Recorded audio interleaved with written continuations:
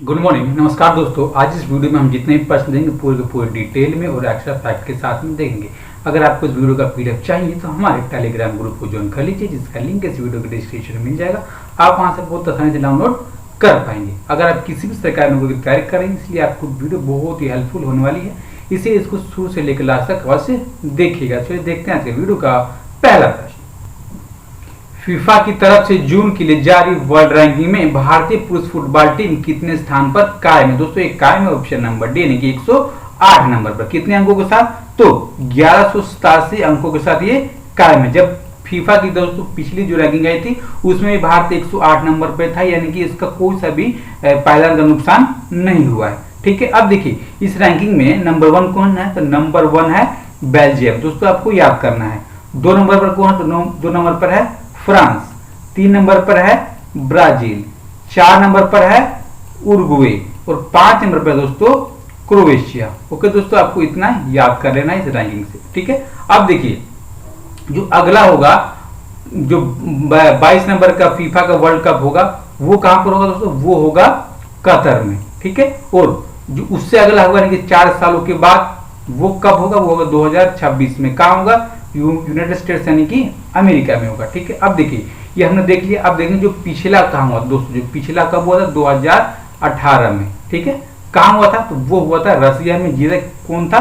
तो फ्रांस ने उसको जीता था। किसको हराकर? तो क्रोएशिया को हराकर उसने फ्रांस को जीता। और क्रोएशिया आपके पास कितने नंबर पर है? तो 5वें नंबर पर दोस्तों। ठीक है, अब देखिए जो फीफा इसका फुल फॉर्म क्या है? तो federation international D football association इसका फुल फॉर्म है दोस्तों। इसको पहली बार कब आयोजित किया गया था? तो 1930 में। कहां पर? उरुग्वे में ही। ओके, इसका विनर कौन है? तो उरुग्वे रहा था पहली बार का। ओके दोस्तों, हमने इतना प्रश्न देखा। अब हम देखेंगे आज वीडियो का दूसरा प्रश्न। अगर आपको इस वीडियो का पीडीएफ चाहिए तो हमारे टेलीग्राम ग्रुप को ज्वाइन कर लीजिए, जिसका लिंक इस वीडियो के डिस्क्रिप्शन में मिल जाएगा। इंटेक के मुताबिक ओडिशा की महानदी में कितने वर्ष पुराना 60 फीट डूबा हुआ मंदिर मिला? दोस्तों मिला ऑप्शन नंबर कि 500 साल पुराना डूबा हुआ मंदिर मिला, जिसकी ऊंचाई कितनी है? 60 फीट। ठीक है, इसकी जानकारी किसने दी? तो इसकी जानकारी दी इंटेक की तरफ से। किसने? अनिल धीर ने दोस्तों। किसने? अनिल धीर ने इसकी जानकारी दी। ठीक है, जो इंटेक है इसका फुल फॉर्म क्या है? तो इसका फुल फॉर्म है Indian national trust for art and cultural heritage. एक बार और सुनिए, Indian national trust for art and cultural heritage इसका फुल फॉर्म यानी कि इंटेक इसको बताता है दोस्तों। ठीक है, अब देखिए इसके साथ में कितने प्राचीन और मंदिरों की इसमें खोज की गई है? तो 65 और प्राचीन मंदिर इसमें मिले हैं दोस्तों, जिसकी लंबाई कुछ कम है कुछ ज्यादा, लेकिन इसकी सबसे ज्यादा ऊंचाई है 60 फीट की। ठीक है, 5 साल पुराना है, उड़ीसा के महानदी में मिला है दोस्तों। ठीक है, आपको इतना याद करें। अब हम जानेंगे उड़ीसा के बारे में। जो उड़ीसा है इसकी राजधानी क्या है? तो इसकी राजधानी है भुवनेश्वर। इसके चीफ मिनिस्टर कौन है? नवीन पटनायक। इसके गवर्नर है गणेशी लाल तथा इसकी पार्लियामेंट सीटें हैं राज्यसभा की 21 और लोकसभा की 10 सीटें हैं। 1 अप्रैल 1936 को दोस्तों ये राज्य बना था। किस हाई कोर्ट के अंडर में आता है? तो उड़ीसा हाई कोर्ट के अंडर में आता है। और उड़ीसा हाई कोर्ट के प्रधान चीफ जस्टिस कौन है? तो मोहम्मद रफी दोस्तों। इनकी हाल ही में नियुक्ति हुई है, इसलिए बहुत ही इंपॉर्टेंट है ये।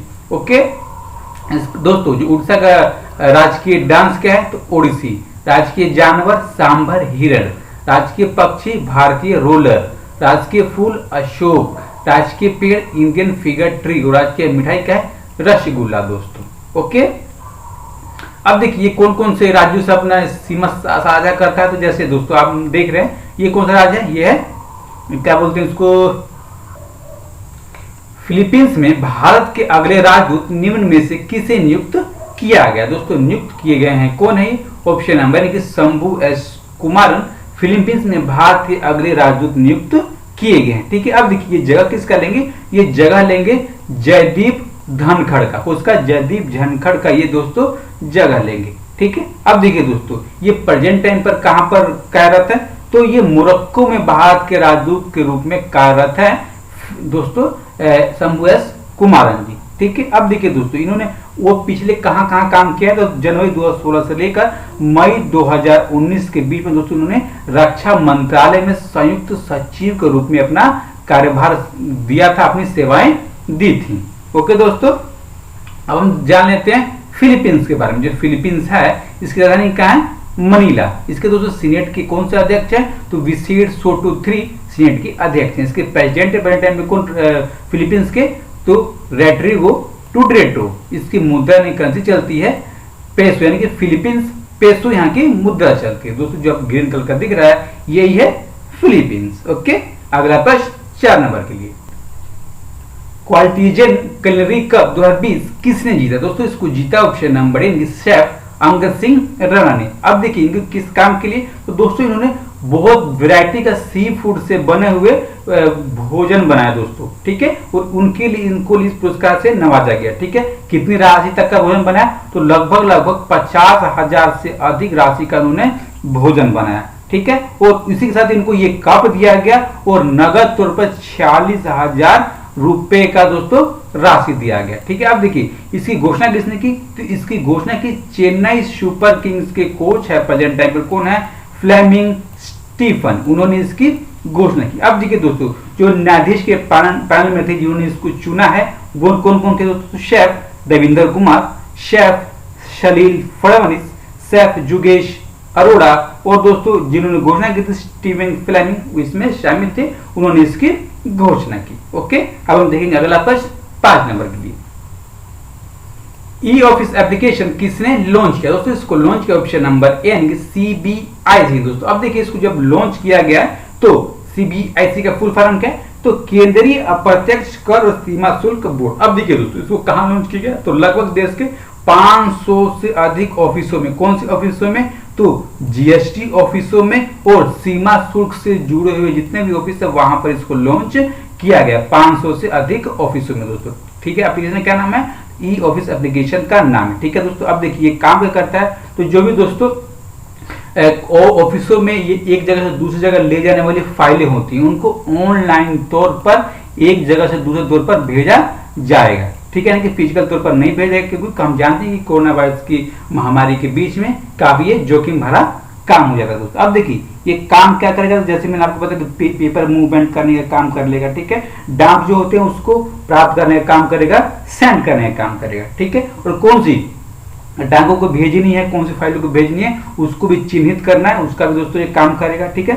फाइलों को संचालन करने में, मसौदा तैयार करने में और डिजिटली साइन करने का भी इसमें ऑप्शन दिया गया, यानी कि किसी भी पेपर पर डिजिटली साइन करना तो वो भी किया जा सकता है बहुत आसानी तरीके से। अब देखिए दोस्तों जो सीबीआईसी है इसका आपने फुल फॉर्म देख लिया, इसके अध्यक्ष कौन है, तो इसके अध्यक्ष पहले टाइम पर एम अजीत कुमार जी। ओके, इसकी स्थापना कब हुई थी, तो 1 जनवरी 1964 को इसकी स्थापना हुई थी, ठीक है। इसका मुख्यालय कहाँ है, तो न्यू दिल्ली में इसका मुख्यालय। आपको इतना याद होना चाहिए, इससे जुड़े हुए तथ्य बहुत ही इंपॉर्टेंट है। ओके, अगला प्रश्न, अंतरराष्ट्रीय परिवार प्रेषण दिवस कब मनाएगा दोस्तों? ये मनाएगा ऑप्शन नंबर डी यानी कि 16 जून को। अब देखिए दोस्तों इसको मनाया क्यों जाता है दोस्तों, तो ये इसलिए मनाया जाता है कि जो भी प्रवासी होते हैं उनके प्रयास को पहचानने के लिए और उनके परिवारों के जो सदस्य दोस्तों उनके जीवन को सुधारने के लिए, उनके भविष्य को सुधारने के लिए जो काम करते हैं, जो पैसा भेजते हैं दोस्तों, वो इसको बढ़ावा देने के लिए अंतर्राष्ट्रीय परिवार प्रेषण दिवस हर साल 16 जून को मनाया जाता है, ठीक है। अब देखिए इसको मान्यता किसने दी, इसको स्वीकार किसने किया कि इसको मनाया जाए हर साल दोस्तों, तो यूनाइटेड नेशन यानी कि संयुक्त राष्ट्र संघ ने इसको मान्यता दी थी, ठीक है। अब हमने इसके बारे में देख लिया, माना जाता है 16 जून को हर साल। ओके, अगला प्रश्न, किस बैंक ने वेतन खातों के लिए Insta flexi case paperless overdraft सुविधा शुरू किया? दोस्तों शुरू किया गया ऑप्शन नंबर सी यानी कि आईसीआईसीआई बैंक की तरफ से। अब देखिए जो Insta flexi cash paperless overdraft की सुविधा, ये सुविधा है क्या दोस्तों, इनको इसमें दोस्तों रुपए यानी कि पैसे उपलब्ध कराए जाएंगे, किसको, जिन भी व्यक्तियों को आईसीआईसीआई बैंक में सैलरी अकाउंट है उनको। किस लिए दोस्तों, मान लो कि किसी का चेक बाउंस होने वाला है, किसी के पास पैसे की कमी है, किसी को दोस्तों अपना घर का, किसी वाहन का, किसी भी चीज का अगर उसको अपना किस्त जमा करना हो दोस्तों, ये आसानी से इसका फायदा उठाकर ये कर सकता है, ठीक है। अब देखिए इस सुविधा का लाभ उठाने के लिए करना क्या होगा दोस्तों, तो करना होगा इंटरनेट बैंकिंग का उपयोग, उसके हिसाब से पैसे निकाले जा सकते हैं, पैसे ट्रांसफर किए जा सकते हैं बहुत आसान तरीके से दोस्तों, ठीक है। अब हम जानेंगे दोस्तों आईसीआईसीआई बैंक के बारे में। अब देखिए दोस्तों इससे पहले आपको बताना चाहूं कि जो सुविधा दी गई है आईसीआईसीआई बैंक की तरफ, जो पैसे लेगा आईसीआईसीआई बैंक तो इसके ऊपर ब्याज जोड़ेगा बहुत आसान किस्त, यानी कि इसको ब्याज पर पैसे दिए गए हैं। ठीक है, हम देख लेते हैं ICICI बैंक के बारे में। देखो जो इसका दोस्तों जो ICICI बैंक, इसका फुल फॉर्म क्या है, तो industrial credit and investment corporation of India. तो काफी बार ICICI बैंक का फुल फॉर्म पूछा गया है, HDFC बैंक का फुल फॉर्म पूछा गया दोस्तों, एक्सिस बैंक का फुल फॉर्म पूछा गया। जितने बैंक के फुल पूछा गया, जैसे वो बैंक के बारे में दोस्तों पढ़ेंगे तो मैं आपको बताऊंगा। ठीक है, अब देखिए इसकी दोस्तों इसकी स्थापना कब हुई थी, 5 जनवरी 1994 को इसकी स्थापना हुई थी। ठीक है, इसका हेडक्वार्टर कहाँ है, तो मुंबई में। तो मुंबई में कहा, तो बांद्रा कुर्ला कॉम्प्लेक्स। इसके टाइम पर चेयरमैन है गिरीश चंद्र चतुर्वेदी और इसके MD एंड CEO हैं संदीप बख्शी जी दोस्तों। ठीक है, हमने इतना देखा। अब हम देखेंगे अगला प्रश्न 8। एयरटेल पेमेंट्स बैंक ने MSMEs के लिए नया वेतन खाता लॉन्च किया, जिसमें न्यूनतम खाता राशि कितना होना चाहिए दोस्तों, ये होना चाहिए ऑप्शन नंबर यानी कि 0 रुपए। यानी कि एयरटेल पेमेंट बैंक की तरफ से न्यूनतम शेष राशि की शर्त नहीं रखी गई है, यानी कि 0 रुपए भी होगा तब भी कोई इसमें दिक्कत की बात नहीं। अब देखिए दोस्तों जो MSME है, इसका मतलब क्या है, तो इसका मतलब होता है सूक्ष्म लघु और मध्यम उद्योग। ठीक है, अब देखिए जो भी इस उद्योग में काम करने वाले एम्प्लॉय हैं उनको ये सुविधा दी गई एयरटेल पेमेंट बैंक की तरफ से। अब देखिए दोस्तों ये सुविधा क्या है, तो दोस्तों ये सुविधा वो है कि इसके माध्यम से दोस्तों जो भी कैशलेस भुगतान करना होगा वो आसान तरीके से कर पाएंगे, ऑनलाइन पैसे सेंड कर पाएंगे, अपने जो भी बिल है उसको जमा कर पाएंगे बहुत आसान तरीके से। अब देखिए इसमें होगा क्या, तो 50,000 से अधिक का वो नगद निकासी कर सकते हैं ATM के माध्यम से। ठीक है, और महीने में 20,000 तक का इसमें जमा कर सकते हैं, जिस पर कोई सा भी शुल्क नहीं लिया जाएगा एयरटेल पेमेंट बैंक की तरफ से दोस्तों। ठीक है, अब देखिए और जो भी इसका ATM का उपयोग करता है और 2 बार किसी भी देश के ATM में उपयोग करता है तो उसको कोई भी एक्स्ट्रा चार्ज, एक्स्ट्रा शुल्क नहीं देना होगा। ठीक है, और जो पूरा का पूरा बैंक दोस्तों, पूरा का पूरा बैंक ये ऑनलाइन है, यानी कि ऑनलाइन तरीके से इसमें पैसा ट्रांसफर किया जा सकता है। ठीक है, अब देखिए दोस्तों जो बैंक है एयरटेल पेमेंट बैंक, ये एयरटेल का है। तो एयरटेल के बारे में जानते हैं इंपॉर्टेंट तथ्य दोस्तों। जो एयरटेल है इसकी स्थापना कब हुई थी, तो 7 जुलाई 1995 को। हेडक्वार्टर का है तो नई दिल्ली। नई दिल्ली में कहा, तो भारतीय क्रिकेट 1 नेशनल मंडेला रोड। इसके फाउंडर कौन है, तो फाउंडर हैं सुनील भारती मित्तल और उसके चेयरमैन भी यही है प्रेजेंट टाइम का। और एयरटेल के पेंडेंट के MD एंड CEO कौन है, तो गोपाल विट्ठल। अब देखिए दोस्तों ये कौन कौन से प्रोडक्ट को बनाने का काम करती है, तो फिक्स लाइन के telephone, mobile phone, broadband, satellite television, digital television, internet television और IPTV ये बनाने का काम करते हैं, यानी कि इनके सारे के सारे प्रोडक्ट हैं। ओके दोस्तों, अब देंगे अगला प्रश्न 9 नंबर के लिए। दादा भाई नौरोजी की जीवनी पर लिखित Naoroji pioneer of Indian nationalism पुस्तक किसने लिखा, तो इस पुस्तक को लिखा ऑप्शन नंबर इनके दिनकर पटेल ने। ठीक है, अब देखिए इस पुस्तक को लॉन्च कब किया गया, तो पिछले महीने के मई 2020 में इस पुस्तक को लॉन्च किया गया था दोस्तों। ठीक है, कौन से पब्लिकेशन से, तो हार्वर्ड यूनिवर्सिटी के पब्लिकेशन से दोस्तों इसको लॉन्च किया गया, यानी कि पब्लिकेशन वही था। अब देखिए दोस्तों ये पुस्तक किसके ऊपर लिखी गई, यानी किसकी जीवनी है दोस्तों, तो जीवनी है दादा भाई नौरोजी की। इनके बारे में दोस्तों आप बहुत अच्छी तरह जानते ही होंगे। ठीक है, अब देखिए दोस्तों इनके बारे में एक अच्छा तथ्य है जो पेपर में काफी बार पूछा गया है, वो आमतौर पर हिस्ट्री सेक्शन में पूछा जाता है, वो आप याद कीजिए दोस्तों। जो दादा भाई नौरोजी थे ये ब्रिटिश संसद के लिए चुने जाने वाले पहले एशियाई थे। कौन से, ब्रिटिश संसद के चुने जाने वाले पहले एशियाई कौन थे, दादा भाई नौरोजी।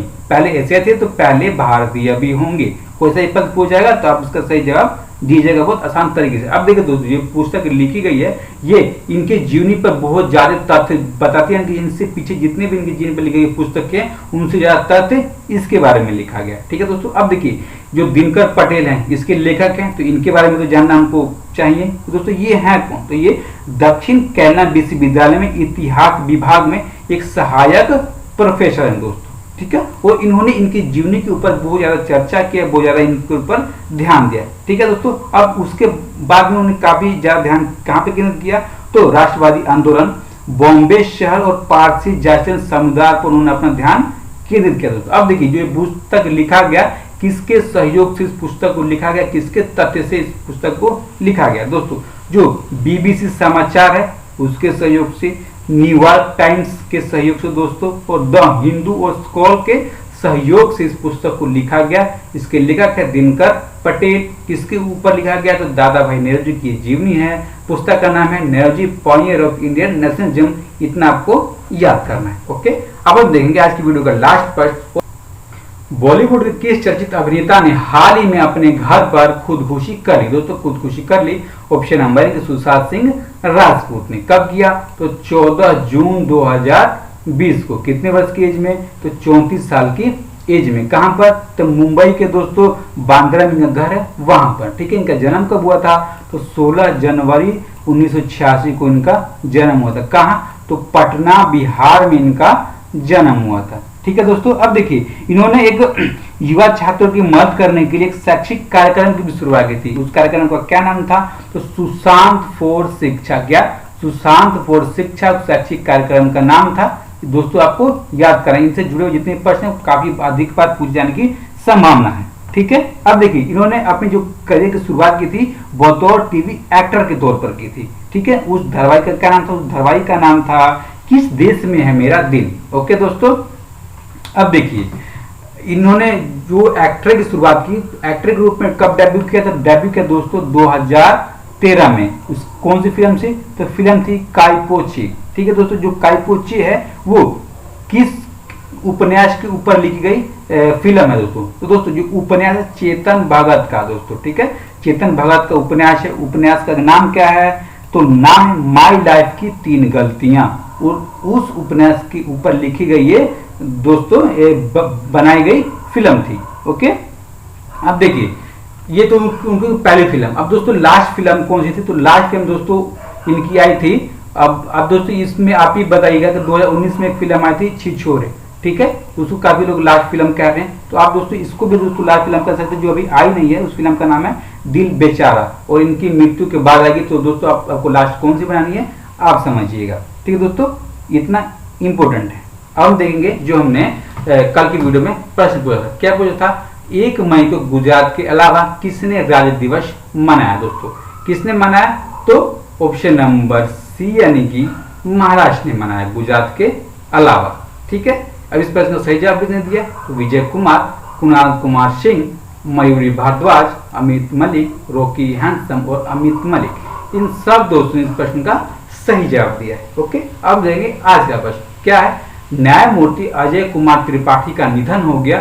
वह सदस्य थे किसके सदस्य? नीति आयोग के, लोकपाल के, कैबिनेट के, इनमें से कोई नहीं। दोस्तों इन चारों में से एक प्रश्न सही है, एक ऑप्शन सही है आपका दोस्तों जवाब देना। ठीक है, जवाब का देना है कमेंट बॉक्स में, और जितना भी आपको पता होगा प्रश्न सारा सारा दोस्तों आप लिख दीजिए, क्योंकि बहुत ही इंपॉर्टेंट ये प्रश्न हमने इसमें चुना हुआ है। ठीक है, जो भी दोस्तों चैनल पर नए हो चैनल को सब्सक्राइब कर लें, वीडियो को लाइक करें, ज़्यादा लोगों तक पहुंचाने के लिए इसको शेयर करना बिल्कुल भी ना भूलें। कहाँ शेयर करना है? तो जितने भी आपके स्टडी रिलेटेड ग्रुप है वहां पर इसको शेयर करना है। ओके दोस्तों, और अपना ख्याल रखें। नमस्कार, धन्यवाद।